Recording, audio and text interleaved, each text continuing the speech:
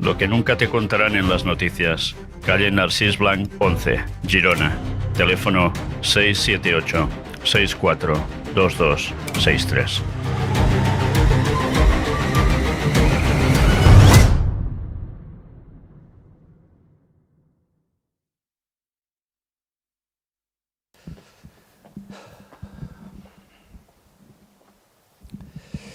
Bé, doncs, benvinguts a tothom, benvinguts a tots, bienvenidos. Hoy vamos a tener otra conferencia, vamos a seguir profundizando acerca de todo lo que ya hemos estado viendo, estas últimas conferencias, acerca de la segunda venida de Cristo, algo que está explicado en la Biblia y que tantas veces hay bastante desconocimiento acerca de todo esto. Sabemos tantas veces de la primera, pero de la segunda la gente no suele conocerlo tanto. Hemos estado hablando de esto, estuvimos hablando también acerca del tema de cuando Jesús venga por segunda vez, ¿no? ¿Qué sucedería con los salvos? ¿Cómo serían resucitados?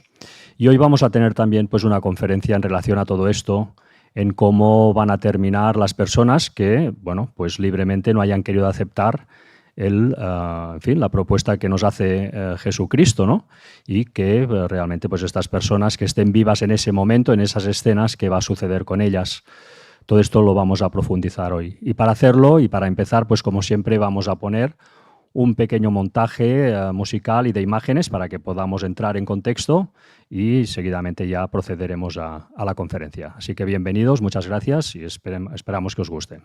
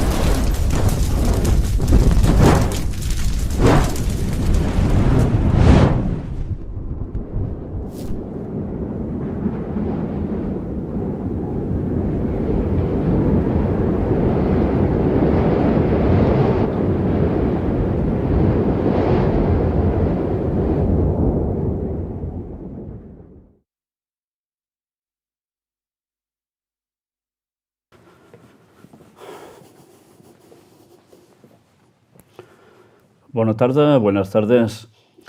El tema de hoy, evidentemente, es una continuación de todo lo que hemos venido presentando hasta ahora. Y la verdad es que en este breve montaje que os hemos puesto aquí, cuesta mucho de reflejar en imágenes y con ciertos sonidos lo que va a deparar este mundo en tan poquísimos años. Pero bien, antes de empezar el tema en sí, de la paga de los perdidos, vamos a hacer como es habitual ya últimamente, debido a todo lo que está aconteciendo, que está demostrando el cumplimiento de lo que habíamos mostrado anteriormente que acontecería durante tantos años, y ahora lo estamos viendo, no queda más remedio que ir haciendo esto, enlazar con anteriores conferencias e ir mostrando cómo todo realmente está pasando como estaba previsto.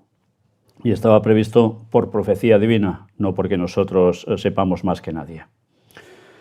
Lo que vamos a ver ahora son dos noticias sobre la futura guerra civil en Estados Unidos. La primera de las noticias es esta. 20 de enero. El regreso de las Panteras Negras. Historia y por qué desafían a Trump e ICE con patrullas armadas en las calles de Filadelfia y Nueva York. Mientras el Pentágono moviliza tropas a Minnesota y Trump amenaza con invocar la ley de insurrección, el Black Panther Party resurge con patrullas armadas en las principales ciudades de Estados Unidos. Bien, hay historia al respecto. Estas personas que forman este grupo hace muchos años que están funcionando en Estados Unidos y son gente que si hace falta hacer algo con armas, lo van a hacer. Han convocado una reunión para de aquí muy pocos días, en la cual precisamente lo que van a hacer es mostrar su totalmente contrariedad a lo que está haciendo el gobierno de Estados Unidos. Y se está dividiendo totalmente la población en dos, cada vez más fragmentada. Perdón. Vais a ver cómo lo que estaba previsto de cómo se irían complicando las cosas en Estados Unidos verdaderamente es un hecho. Mientras esto es noticia del día 20, mirad cómo aquí nos dicen esto. Hay hechos de violencia en diversas partes del país y, en consecuencia, ellos tienen que hacer algo. Y lo van a hacer, lo van a hacer. Esto no es todo, hay más. Mirad, miles de habitantes de Minnesota protestan contra ICE en medio de temperaturas bajo cero. En esos mismos lugares donde se está moviendo todo ello, la partición de la gente entre unos y otros está siendo absoluta. Ciudades que muchos de ellos se están poniendo totalmente opuestos a lo que está haciendo Donald Trump con su gobierno, y la población totalmente dividida entre ellos tienen claro que algo va a acontecer dentro de poco allí. Pero es que fijaos en el subtítulo: 100 clérigos arrestados durante manifestación en aeropuerto. Estamos hablando ya no de personal en sí, gente de a pie común, sino incluso clérigos. La situación está llegando a un límite, pero aún durará más. Esto aún no va a estallar, aguantará un poco de tiempo, pero estallará.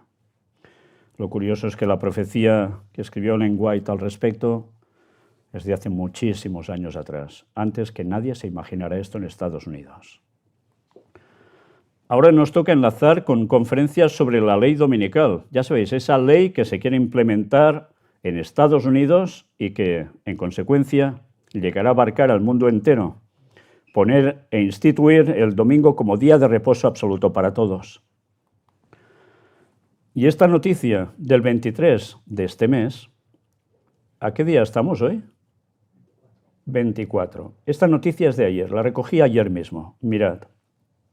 Es de un medio católico, nos dice, León XIV...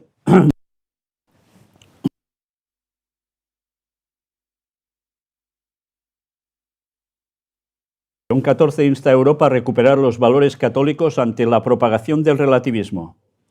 Dijimos que Europa volverá a ser católica. Estados Unidos, América, caerá también bajo su dominio de nuevo. Y eso se debe dar en consecuencia de situaciones adversas, en este caso en Europa, que no han sucedido porque sí, sino que todo se ha ido trabajando para que llegue a este punto y ellos puedan volver a coger el poder. Mirad qué nos dice. El Papa León XIV exhortó a los participantes en una conferencia sobre la paz en Europa a promover los valores católicos para construir un continente más pacífico y justo. El Santo Padre envió un mensaje con ocasión de la conferencia Construcción de la Paz en Europa. ¿Qué papel desempeñan el pensamiento social católico y los valores universales? Fijaos que habla de pensamiento social católico.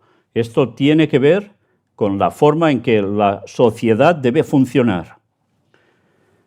Organizada por la Comisión de las Conferencias Episcopales de la Unión Europea, COMECE, junto a la Fundación Centesimus Annus Pro Pontefice en Luxemburgo.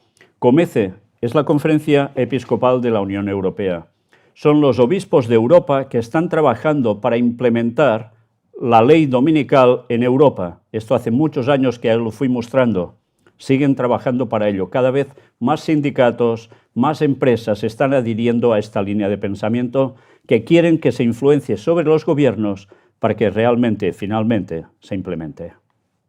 Según la COMECE, esta reunión pretende responder a la urgente cuestión de la construcción de la paz, entendida como un proceso amplio e integrado que abarca todas las dimensiones. Y mirad qué dimensiones. Políticas, sociales, económicas, culturales y relacionales, implicadas en la construcción de una paz sostenible. Por tanto, a través de todos estos medios se debe conseguir esta paz que se busca. Pero es una paz fundada en lo que no corresponde con la voluntad de Dios. Sabemos que el sábado es el día de Dios. Ellos quieren implementar el domingo para arreglar toda la inestabilidad del continente, y no solo de este continente. En su mensaje firmado por el secretario de Estado, el cardenal Pietro Parolin, el Santo Padre destacó que el tema elegido resulta particularmente importante dada la gran reticencia actual a debatir los valores universales que la religión o cualquier sistema de fe puede aportar al bien común de la sociedad. Una vez más vuelven con las dos palabras famosas, o tres, el bien común. Y esto que lo están repitiendo cada vez más hasta la saciedad es lo que va impregnando a la población sin darse cuenta. Debe haber un bien común para todos.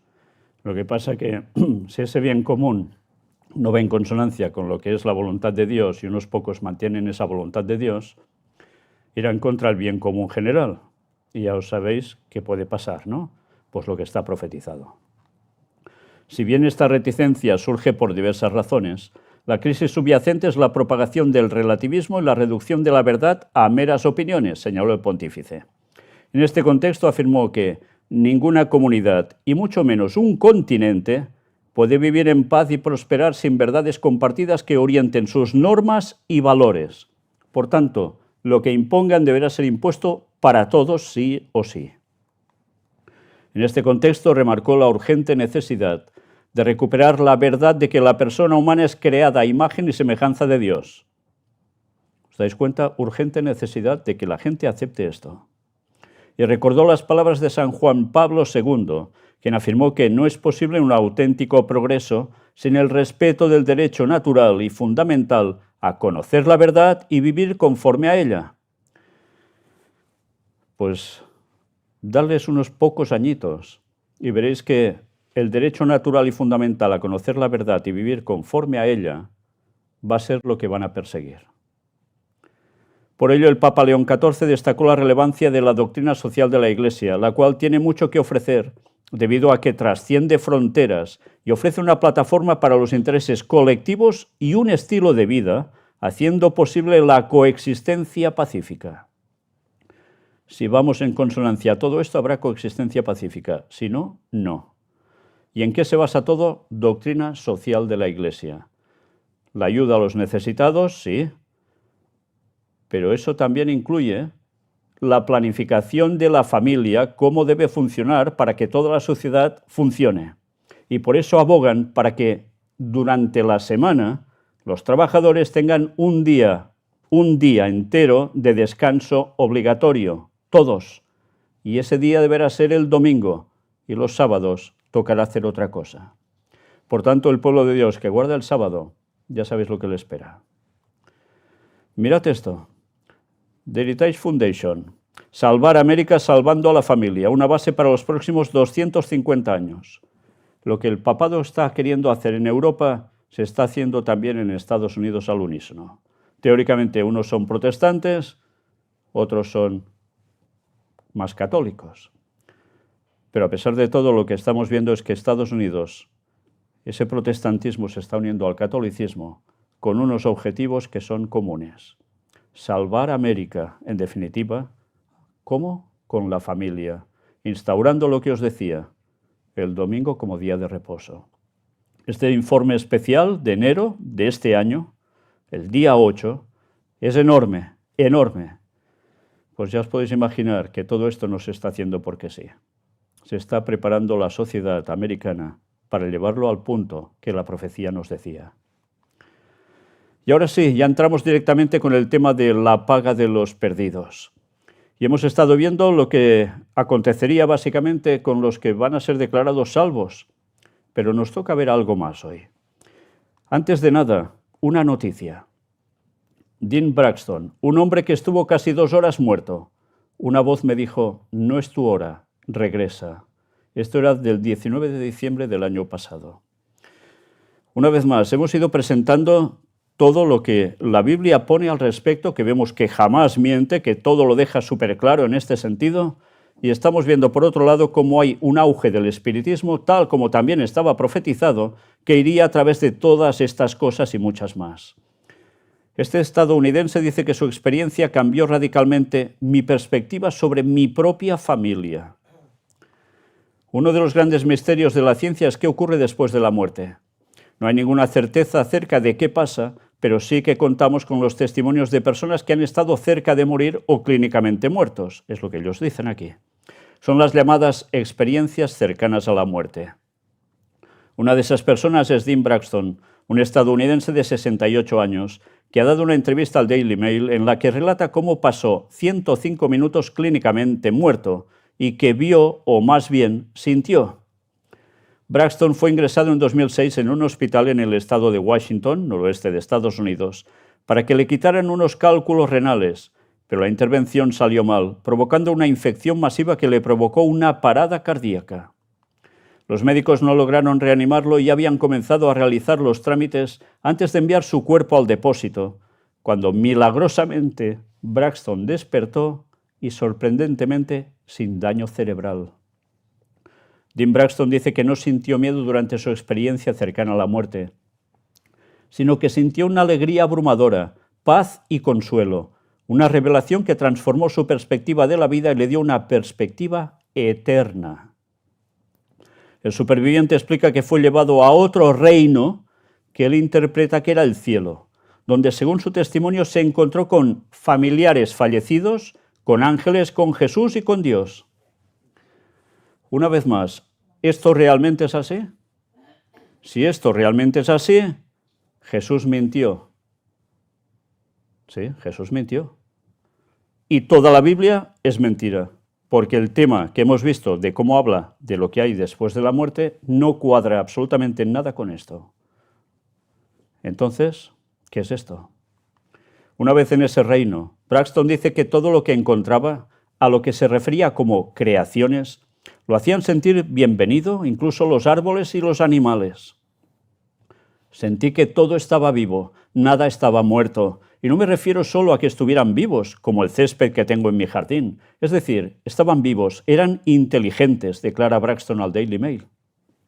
Parecía que todo tenía una actitud, una buena actitud, no una mala, y estaban contentos de que apareciera. Prosigue el estadounidense, que dice que fue recibido por sus familiares que ya habían fallecido, encabezados por su abuela Mary. Vaya. Esta bienvenida se extendió a generaciones de antepasados, incluidos aquellos que nunca había conocido durante su vida. Vamos, había todo el séquito familiar allí. Braxton dice que este encuentro le cambió la vida y le reveló la importancia de la familia para Dios y que le demostró que las familias individuales son tan importantes como la familia de Dios en general. ¿Os dais cuenta dónde se está centrando esto también? En la familia. El domingo va a ser la salvación para la familia, pero resulta que también va a ser la unión con el tema espiritista. Mira por dónde. No sabía lo importante que era hasta que llegué allí. Eso cambió radicalmente mi perspectiva sobre mi propia familia, dice Braxton en su entrevista con el Daily Mail. Finalmente, Braxton dice que se acercó a lo que llama el borde del cielo. O sea, no es que haya un borde en el cielo, sino, ya me entendéis, un lugar que no podía describir físicamente, pero que creía que significaría abandonar el reino de la realidad terrenal si cruzaba esa barrera. Tras llegar a ese punto, Braxton dice que una voz que él identifica con Jesús le dijo: «No es tu hora, regresa». Como muchas personas que han tenido experiencias cercanas a la muerte han expresado en el pasado, Braxton dice que él no quería abandonar el cielo, pero Jesús le dijo hasta 3 veces que era hora de regresar a la tierra. Vaya. El protagonista de esta historia dice que recuerda haber visto su cuerpo sin vida y a la familia y las enfermeras reunidas a su alrededor en el hospital antes de regresar al mundo de los vivos. Solo recuerdo que mi corazón empezó a latir de nuevo y los médicos vinieron corriendo y empezaron a hacer todo lo que tenían que hacer, declara. No esperaban que viviera ni siquiera después de mi regreso, agrega. Braxton concluye que su experiencia no cambió su cuerpo físico, pero sí transformó toda su perspectiva del mundo y el mensaje que difunde a través de su ministerio. De su ministerio. Por tanto, este hombre habla a nivel religioso, un ministerio eclesiástico. Regresé siendo una persona diferente, mi esposa tuvo que adaptarse porque tenía un marido completamente diferente, sentencia. Esta situación hizo que él fuera distinto, en definitiva. Y esto es lo que está pregonando desde su ministerio. Por tanto, un ministerio que habla de Dios y resulta que en el fondo está hablando de espiritismo. ¿Os dais cuenta? Si nosotros dejamos de lado todo lo que está escrito en la Biblia al respecto, esto nos puede colar a la perfección. Y si hacemos eso, aceptamos de lleno el espiritismo. Y cada vez hay más gente que pasa por este tipo de experiencias. ¿Por qué creéis que es? Pues evidentemente porque Satanás sabe que le queda poco tiempo y es capaz de crear en las personas, en sus mentes, cosas como si fueran la absoluta realidad. Pues todo eso traerá sus consecuencias, porque el mundo teóricamente cristiano quedará impregnado de espiritismo, como ya está siendo. Ahora toca aclarar algo. ¿Os acordáis de Jesús en la cruz? Tiene dos ladrones, uno a cada lado. Uno se arrepiente, el otro no. Tienen diálogo incluso entre ellos justo en esos momentos tan terribles. Y hay uno que se arrepiente y resulta que hay gente que dice que ese ladrón en la cruz muere y sube al cielo con Jesús. Automáticamente muere y sube al cielo con Jesús. ¿Es esto cierto? Porque si esto fuera así, ya podemos hablar que aparte de esas primicias de los que hablamos en la conferencia anterior, y algunos que resucitaron también, ¿como quién? Moisés. Habría más gente en el cielo, y esto parecería indicar que te mueres y te vas directamente al cielo, con lo cual todo lo que hemos venido mostrando sería falso. ¿Realmente subió al cielo este ladrón convertido? Vamos a los textos en sí. Lucas 23, 43 dice: entonces Jesús le dijo: de cierto te digo que hoy estarás conmigo en el paraíso. Si tú lees esto así, ¿qué entiendes?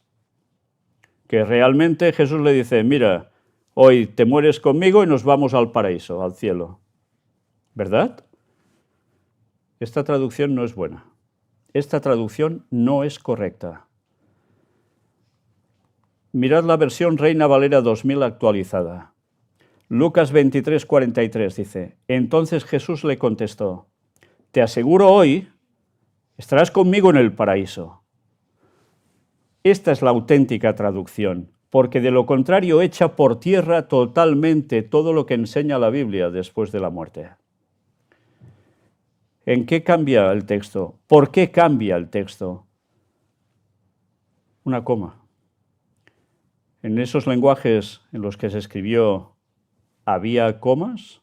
No. Entonces, por la creencia que ya se tenía, mala creencia que se había introducido en el cristianismo, cuando se hizo la traducción, se puso este otro texto, que es el primero que os he mostrado y que veis ahora aquí. De cierto te digo que hoy estarás conmigo en el paraíso. ¿Y cómo podemos saber que esta otra traducción, la de te aseguro hoy, ahora te lo aseguro, que estarás conmigo en el paraíso, pero no le dice cuándo, es la correcta? ¿Lo puede responder la propia Biblia esto? Juan 20, del 14 al 18 nos dice: cuando había dicho esto, se volvió y vio a Jesús que estaba allí, mas no sabía que era Jesús. Está hablando de María Magdalena, cuando Cristo muere y resucita. Jesús le dijo: mujer, ¿por qué lloras? ¿A quién buscas?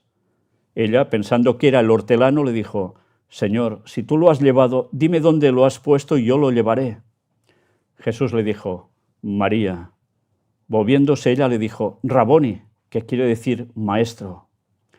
Jesús le dijo: no me toques, porque aún no he subido a mi Padre, mas ve a mis hermanos y diles: subo a mi Padre y a vuestro Padre, a mi Dios y a vuestro Dios. Fue entonces María Magdalena para dar a los discípulos las nuevas de que había visto al Señor y que Él le había dicho estas cosas. Jesús aquí había resucitado. Ya había resucitado. ¿Y qué dice? Que aún no había subido al Padre, no había subido al cielo. Por tanto, ¿cuál es la traducción exacta de ese texto? Pues que evidentemente no fue al cielo con el ladrón el día en que murió. Fijaos cómo la propia Biblia aclara los conceptos. Y si no analizamos bien las cosas, qué fácil es pensar lo que no es correcto. Y por desgracia, ese texto así mal traducido hace que muchísimas personas en este mundo que no les da por indagar un poco más, les cuele precisamente lo que no es cierto. Cuando dice no me toques, también quiere decir no me sujetes, no me detengas. Por tanto, el ladrón arrepentido no subió al cielo el mismo día de su muerte porque Jesús tampoco subió ese día. La evidencia es clara. ¿Alguien puede negar el texto? Aclarado este concepto, ahora toca hablar de la muerte de los impíos en la segunda venida de Jesús. ¿Por qué habrá gente que no será salva? Esto ya lo iremos viendo. Pero hay una serie de personas que cuando Jesús viene, mueren. Hemos visto que unos son llevados al cielo, son salvos. Otros no. ¿Qué sucede con estos? Segunda de Pedro 3, del 10 al 13, el apóstol escribe: pero el día del Señor vendrá como ladrón en la noche, en el cual los cielos pasarán con gran estruendo, y los elementos ardiendo serán deshechos, y la tierra y las obras que en ella hay serán quemadas. No sé si esto os recuerda un poco las imágenes que os hemos mostrado antes, difíciles de poder mostrar tal como relatan los textos, pero para que os hagáis una idea.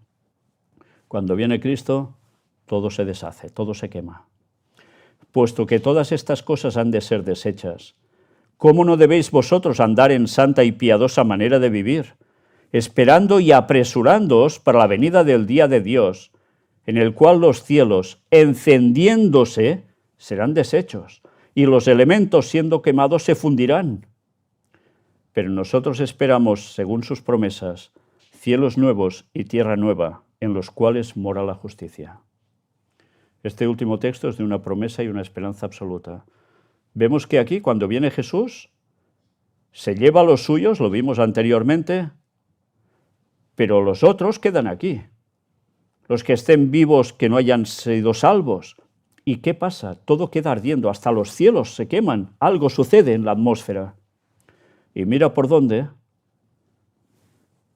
¿Estos qué les pasa?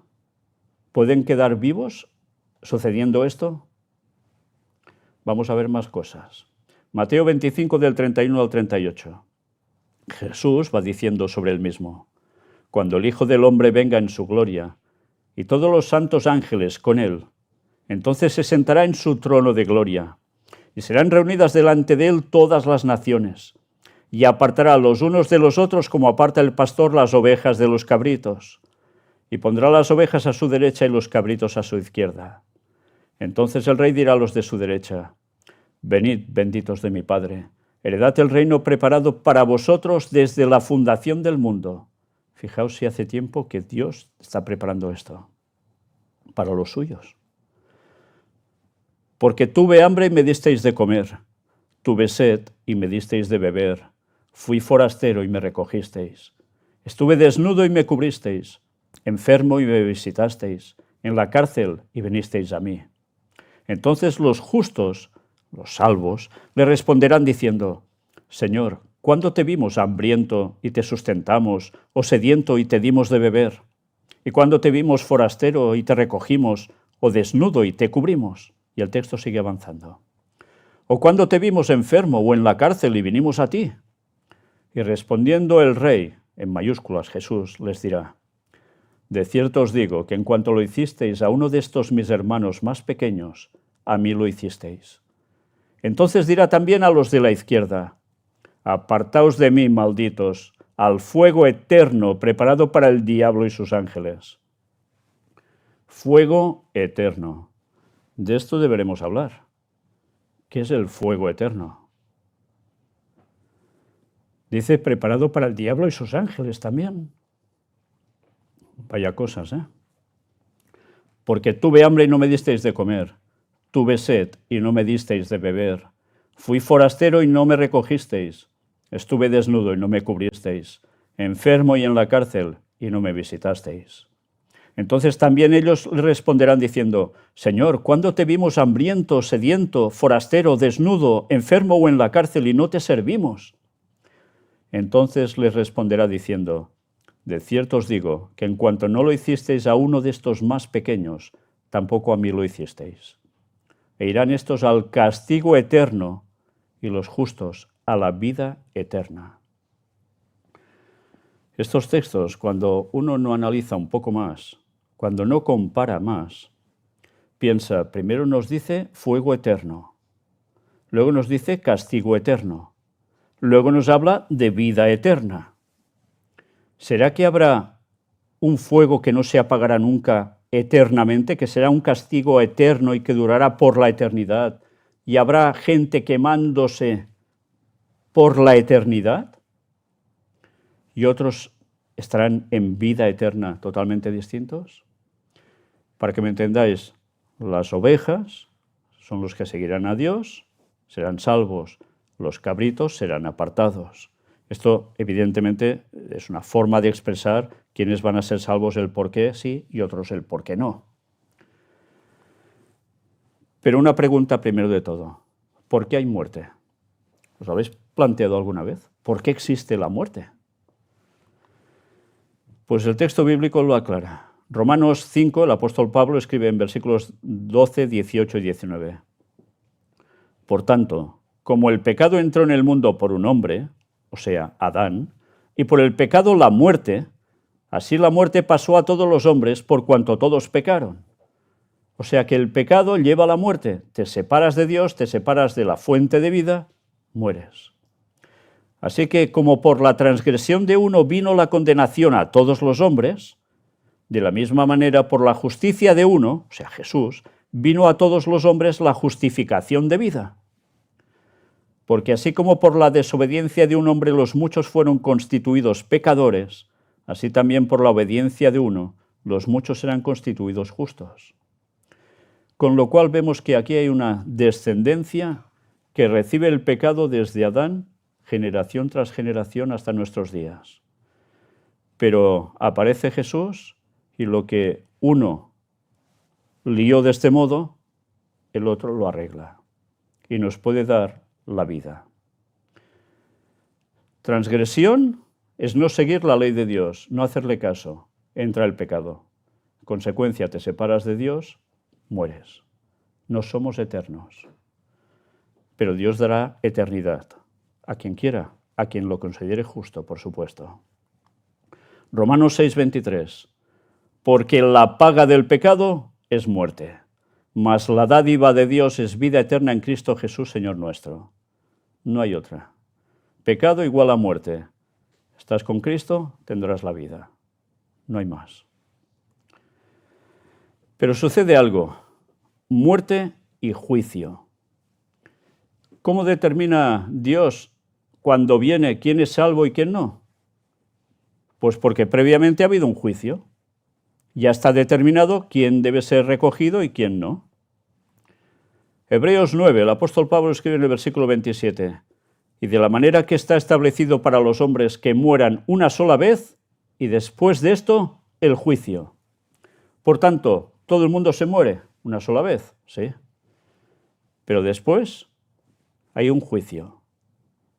Y eso nos debería hacer pensar. Un juicio sobre nuestra persona. Eso implica todo lo nuestro, todo lo que hemos hecho, todo lo que hemos dicho, todo lo que hemos pensado. Esto lo veremos posteriormente, pero hay un juicio, seguro.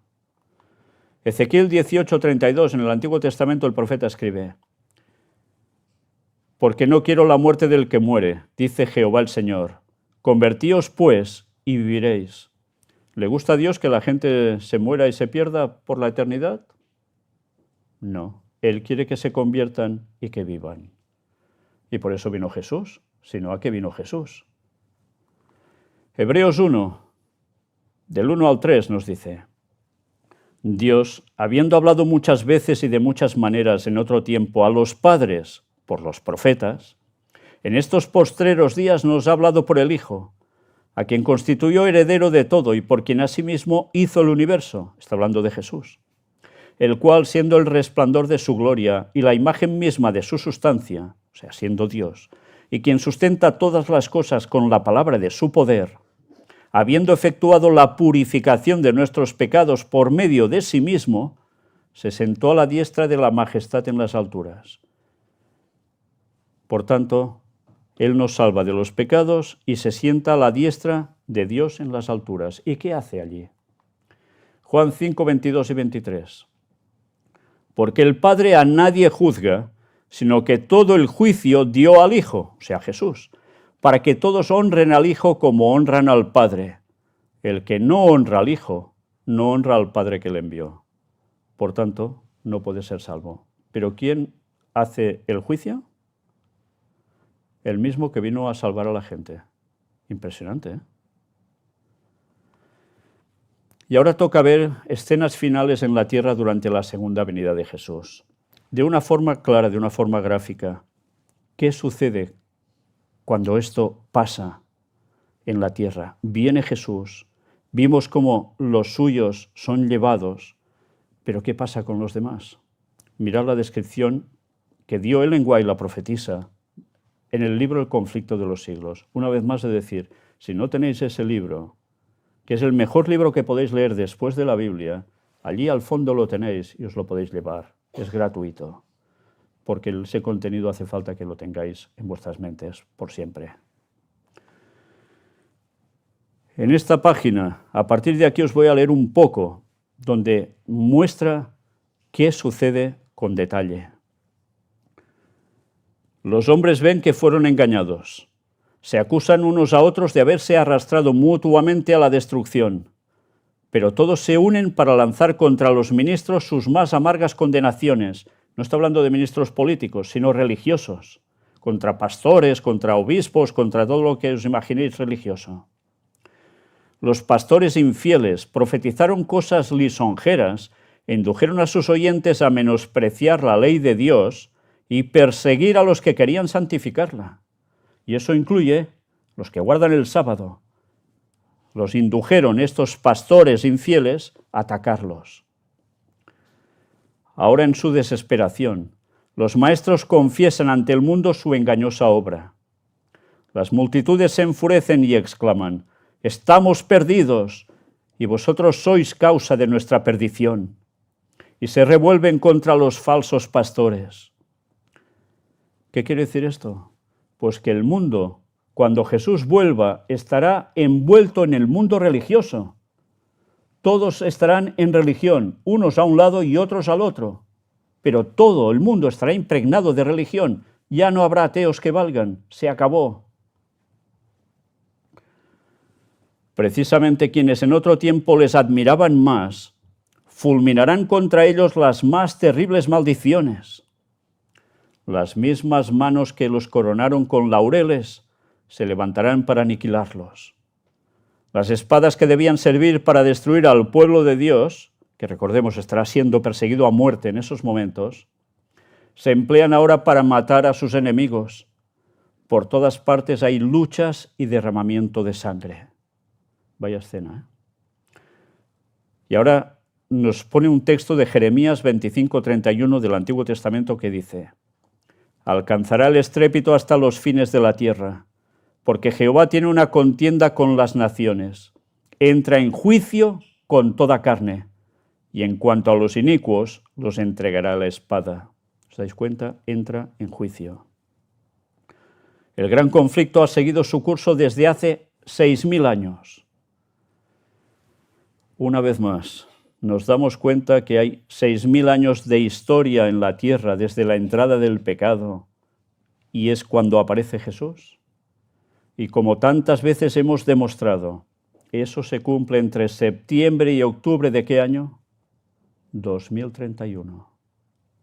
Nos quedan 5 años y pico para que eso suceda. Estamos a las puertas de ver lo peor de este mundo, pero también lo mejor.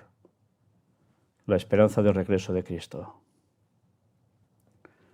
El Hijo de Dios y sus mensajeros celestiales han estado en lucha contra el poder del maligno que se empeñaba en impedir que fueran iluminados y salvados los hijos de los hombres.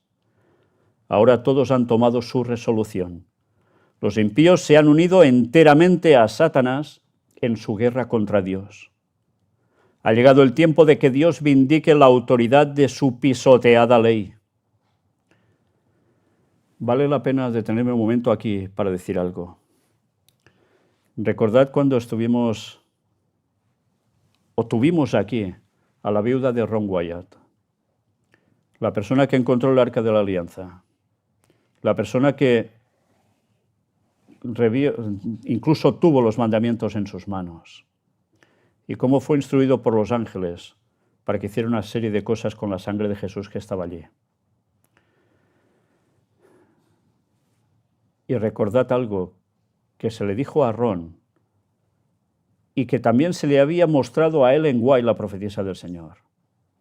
Y es que con la ley dominical se mostrarán las tablas de los mandamientos que están en el Arca de la Alianza, porque como nos dijo la viuda de Aarón, entrarán 3 personas allí.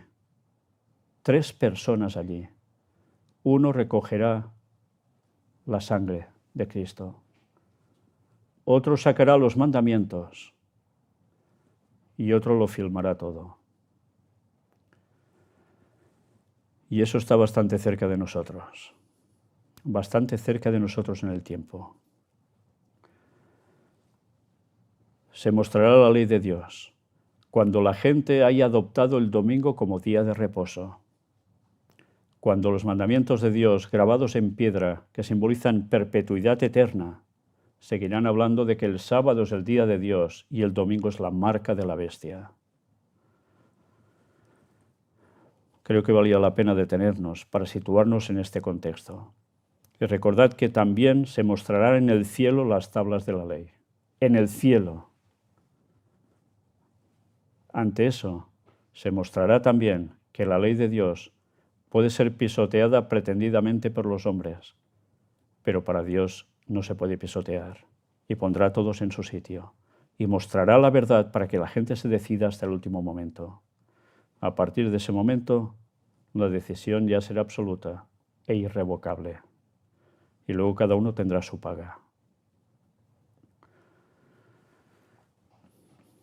La marca de la redención ha sido puesta sobre los que gimen y se angustian a causa de todas las abominaciones que se hacen. Ahora sale el ángel de la muerte representado en la visión de Ezequiel por los hombres armados con instrumentos de destrucción, y a quienes se les manda: al anciano, al joven y a la doncella y a los niños y a las mujeres, matadlos hasta exterminarlos. Impresionante, ¿eh? Mas no os lleguéis a ninguno en quien esté la marca, y comenzad desde mi santuario. Ezequiel 9, del 1 al 6. Para las personas que no estáis versadas en los textos bíblicos, he de deciros que este es el momento en el cual todo el mundo ya ha hecho su decisión y caen las plagas. Caen las plagas finales. Y van a morir como moscas.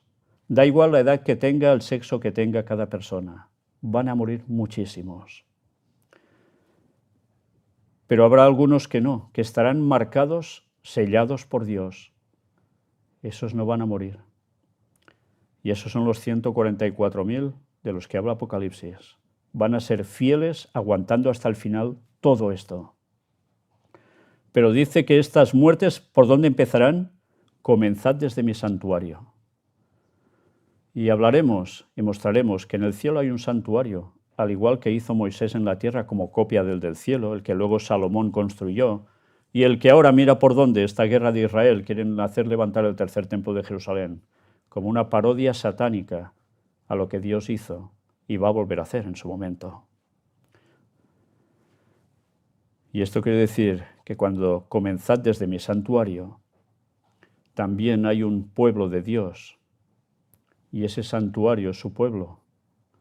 Y el juicio comenzará por los que dicen o decimos servir a Dios de todo corazón.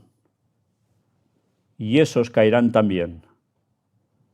Los que verdaderamente no estén marcados y solo aparenten ser lo que realmente no son. Casi nada, ¿eh?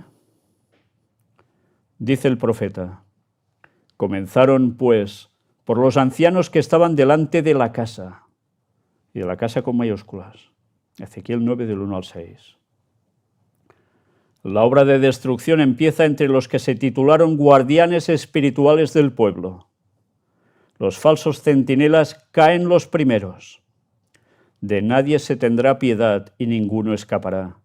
Hombres, mujeres, doncellas y niños perecerán juntos. Y podéis decir, ¿y por qué los niños estos también? ¿Qué culpa tienen? Dios sabe que si estos niños crecieran, seguirían los pasos de sus padres. Y como pasó con Sodoma y Gomorra, ya no habría posibilidad de cambio en ellos porque estarían ya totalmente fuera de la sintonía con Dios. Y el Señor hace justicia y les paga a ellos y a los demás con lo que les pertocará. Y en el fondo, ¿sabéis? Esto es una misericordia de Dios. Imaginaos toda esta gente que no quiere saber nada de la verdad en Dios. ¿Podría ser feliz en el cielo? ¿Con toda la gente que de verdad siguiera las cosas de Dios por la eternidad? Les pasaría como a Satanás y sus ángeles caídos. Serían unos desdichados, unos desgraciados allí. Por misericordia el Señor les pondrá el punto y final, para que no sufran, en definitiva. Jehová sale de su lugar para castigar a los habitantes de la tierra por su iniquidad. La tierra también descubrirá sus homicidios y no encubrirá más sus muertos. Isaías 26, 21. Y esta será la plaga con que herirá Jehová a todos los pueblos que hayan peleado contra Jerusalén. Y esto no es solo físico, sino la Jerusalén de Dios, el pueblo de Dios. Se les consumirán las carnes estando sobre sus pies, y los ojos se les consumirán en sus cuencas, y se les consumirá la lengua en su boca. Y sucederá en aquel día que habrá entre ellos una grande consternación procedente de Jehová, y agarrará cada cual la mano de su prójimo, y la mano de éste se levantará contra la mano de su compañero. Zacarías 14, versículos 12 y 13. Hay personas que dicen que esto que describe aquí viene a ser como una explosión nuclear y lo que le acontece a la gente que recibe todo ese impacto. Yo no sé si realmente esto es así, pero sí sé que esta es la descripción que da la Biblia de lo que va a pasar con esta gente, con este tipo de gente. En la loca lucha de sus desenfrenadas pasiones y al terrible desborde de la ira de Dios sin mezcla de piedad, ya no habrá piedad ahí, caen los impíos habitantes de la tierra, sacerdotes, gobernantes y el pueblo en general, ricos y pobres, grandes y pequeños. Y los muertos por Jehová en aquel día estarán tendidos de cabo a cabo de la tierra, no serán llorados, ni recogidos, ni enterrados. Jeremías 25:33. ¿Os imagináis cómo queda la superficie de la tierra con toda esta gente? A la venida de Cristo, los impíos serán eliminados de la superficie de la tierra, muertos por el espíritu de su boca y destruidos por el resplandor de su gloria. Sí, Jesús ya no viene a nacer en un pesebre en Belén, indefenso, niñito. Viene como quien es, Rey de Reyes y Señor de Señores. Viene como Dios. Y la luz de Dios va a terminar con los que no estén en sintonía con esa luz. Van a quedar fulminados. Cristo lleva a su pueblo a la ciudad de Dios y la tierra queda vacía de habitantes. ¿Queda vacía de habitantes? ¿Por qué? Porque los salvos se los lleva al cielo, a la ciudad de Dios, que es la nueva Jerusalén que está en el cielo, que ya veremos qué sucede con eso después. Pero en la tierra, vaciada de habitantes. ¿Eso qué quiere decir? ¿Qué pasa con esta gente muerta? ¿Muerta por siempre? ¿O aún habrá algo más? Eso es lo que veremos próximamente. He aquí que Jehová vaciará la tierra y la dejará desierta, y cual vaso la volverá boca abajo y dispersará a sus habitantes. La tierra será enteramente vaciada y completamente saqueada, porque Jehová ha hablado esta palabra. Y cuando lo dice así, es que así será. ¿Y por qué? Porque traspasaron la ley, cambiaron el estatuto y quebrantaron el pacto eterno. Por tanto, la maldición ha devorado la tierra, y los que habitan en ella son culpables. Por tanto, son abrasados los habitantes de la tierra. Isaías 24, versículos 1, 3, 5, 6. Son abrasados por la gloria de Dios. Mueren así. ¿Pero mueren por siempre? La tierra tiene el desolado aspecto de un desierto. Las ruinas de las ciudades y aldeas destruidas por el terremoto, recordad que en la última plaga, de hecho, hay el gran terremoto cuando Cristo vuelve, los árboles descuajados, las rocas escabrosas arrojadas por el mar o arrancadas de la misma tierra, están diseminadas por la superficie, al paso que grandes cuevas señalan el sitio donde se desencajaron las montañas. Vaya escenas, ¿eh? Ahora se realiza el acontecimiento simbolizado de antemano, en el último solemne servicio del día de la expiación. Y algunos diréis, ¿y esto qué es el día de la expiación? Esto también lo veremos más adelante. Pero el día de la expiación es un día en el cual se marca la pauta de un juicio y se determina algo en concreto. Terminado el servicio en el lugar santísimo, ahora nos está describiendo una parte del tabernáculo que llevaba Moisés arriba y abajo y luego el templo de Salomón.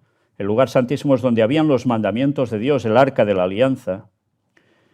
Terminado el servicio en el lugar santísimo y borrados del santuario los pecados de Israel, o sea, del pueblo de Dios, por virtud de la sangre del sacrificio por el pecado, el de Jesús, el macho cabrío emisario era ofrecido vivo ante el Señor, y en presencia de la congregación el sumo sacerdote confesaba sobre él todas las iniquidades de los hijos de Israel y todas sus transgresiones, a causa de todos sus pecados, cargándolos sobre la cabeza del macho cabrío. Esto aparece en Levítico 16 y 21.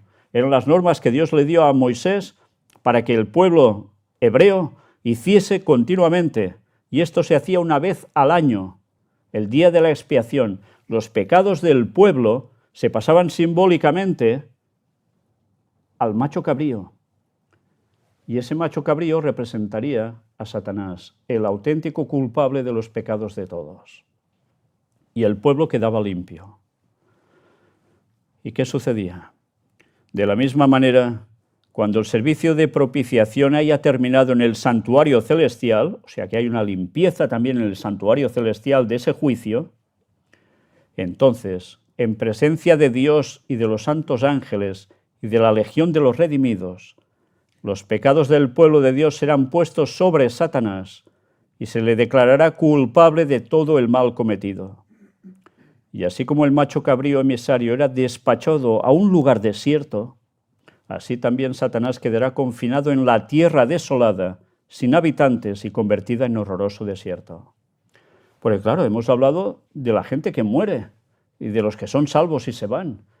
Pero ¿qué pasa con Satanás y sus ángeles? Quedan confinados a esta tierra. ¿Durante cuánto tiempo? Hemos hablado de 6.000 años de historia de la humanidad hasta la segunda venida de Jesús, desde la entrada del pecado en concreto. ¿Y cuánto tiempo pasará después con todo ello? Una vez más, ¿recordáis la semana de 7 días? 6 días era la equiparación de lo que pasaría de historia en este mundo, y el séptimo día que habría sábado, reposo. La tierra reposará. ¿Durante cuánto tiempo entonces? ¿Estás llegando a deducciones? Un día, 1000 años, 1000 años un día. Esto es lo que veremos también próximamente. Pero la historia no acaba así. Ahora lo que hemos de ver es juicio, un juicio para determinarlo todo. Vamos a ver en qué consistirá ese juicio antes de la venida de Jesús. Y he de deciros algo, ese juicio ya está sobre los vivos. No es un juicio solo de los que ya han pasado a través de 6.000 años. Y esto os lo estoy anticipando. El juicio sobre los habitantes vivos de este planeta ya empezó hace unos años. Y cuando esto acabe, coincidirá con el momento de la segunda venida de Jesús, justo a esos 6.000 años. Y eso lo iremos viendo con más detalle. ¿Habrá una muerte eterna para los no salvos? Antes hemos visto fuego eterno, muerte eterna. ¿Es eso así? Juan 11, del 17 al 27 nos dice: Vino pues Jesús y halló que hacía ya 4 días que Lázaro estaba en el sepulcro. Recordad, Lázaro, un amigo de Jesús, muy amigo. Betania estaba cerca de Jerusalén, como a 15 estadios, y muchos de los judíos habían venido a Marta y a María, que eran las hermanas, para consolarlas por su hermano. Entonces Marta, cuando oyó que Jesús venía, salió a encontrarle, pero María se quedó en casa. Y Marta dijo a Jesús: Señor, si hubieses estado aquí, mi hermano no habría muerto. Mas también sé ahora que todo lo que pidas a Dios, Dios te lo dará. Jesús le dijo: tu hermano resucitará. Marta le dijo: yo sé que resucitará en la resurrección, en el día postrero. Fijaos, Marta tenía muy claro que en el día postrero, en el día último, habría resurrección de los muertos, de los salvos, habría resurrección. Y creía que su hermano resucitaría en esos tiempos. Le dijo Jesús: yo soy la resurrección y la vida. El que cree en mí, aunque esté muerto, vivirá. Y todo aquel que vive y cree en mí, no morirá eternamente. ¿Crees esto? Le dijo: sí, Señor, yo he creído que tú eres el Cristo, el Hijo de Dios, que has venido al mundo. Y ya sabéis que luego va y resucita a Lázaro. Y ya sabéis que por eso, en vez de hacer reaccionar a todos los fariseos y demás sacerdotes para aceptar a Cristo como Dios, aún los encrespó más y quisieron hacer planes incluso no solo para matar ya a Jesús, que hacía tiempo que iban tras él, sino querer eliminar al mismísimo Lázaro, porque era un testimonio vivo del poder de Dios y de Cristo obrando. Pero hay un versículo aquí que era la clave. Mirad el versículo 26 de nuevo. Y todo aquel que vive y cree en mí, no morirá eternamente. Por tanto, ¿habrá una muerte eterna? Porque por lo que nos dice aquí, sabemos que habrá vida eterna, pero ¿y la muerte? ¿Será eterna? ¿Todos los que no se han salvado morirán eternamente? En la segunda venida de Jesús hemos visto que muchos quedan fulminados, que prácticamente eran como demonios, porque el Espíritu Santo se ha retirado de ellos, han rechazado todo el mensaje de la salvación que Dios les ofrece, y Satanás y sus ángeles hacen con ellos como quieren, los llevan por donde quieren. Y Dios interviene y les pone punto y final. Pero estos que mueren con la gloria del Señor Jesús al venir, ¿ya mueren para siempre? Eso lo seguiremos viendo, porque todo eso queda claro en la palabra de Dios, ¿eh? En esa Biblia que tanta gente sigue desestimando y que es la única que nos va a salvar de los engaños satánicos, como todo eso de que cuando te mueres, luego ves a tus parientes muertos por allí que te dicen estas cosas y te aparece Jesús y no sé quién, y luego vuelves aquí y contactar con los muertos, con los médiums y demás. Si no sabemos la verdad, lo que nos espera es caer en estos engaños satánicos que como nunca van a trabajarlos, porque no quieren que nadie se salve, y hará caer a muchos del pueblo de Dios. Muchos de los que decimos ser pueblo de Dios picarán el anzuelo del espiritismo, porque van a ver cosas, van a oír cosas, van a sentir cosas, y por sus sentidos muchos caerán, por no afianzarse en un escrito está. El próximo tema. Hemos hablado de 6.000 años. ¿Nos queda 1.000 años más? Vamos a ver qué pasa en ese siguiente milenio. Durante 1.000 años van a pasar cosas y veremos qué son. Dissabte, 31 de gener, a les 17 hores, la sala de conferències i museu El Gran Engany presenta el 7è mil·lenni. Cap a finals de l'any 2031 passaran una sèrie de fets que tindran una repercussió i afectació eterna sobre tota la humanitat i l'univers.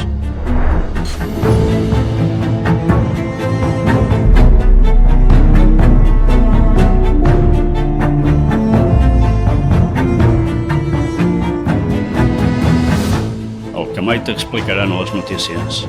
Carrer Narcís Blanc, 11, Girona. Telèfon 678 64 22 63. 「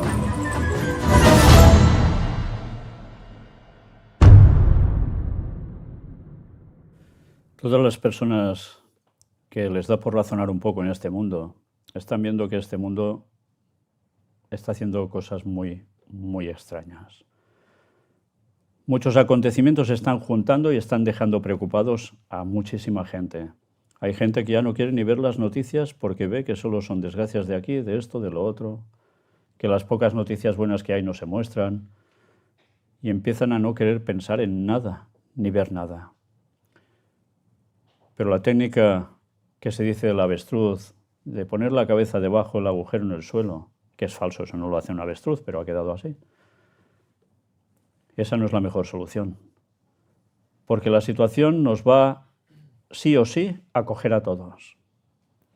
Pero de nosotros depende si queremos afrontar eso con la ayuda de Dios o queremos seguir, como siempre, en el fondo, en las manos del diablo. Y esa decisión hay que ir haciéndola, porque el tiempo se acaba. Y como siempre decir, sabemos cuándo vuelve Jesús, pero no sabemos hasta cuándo vamos a vivir cada uno de nosotros. ¿Tardaremos en hacer esa decisión? Vale la pena que nos pongamos ya a ello. Gracias.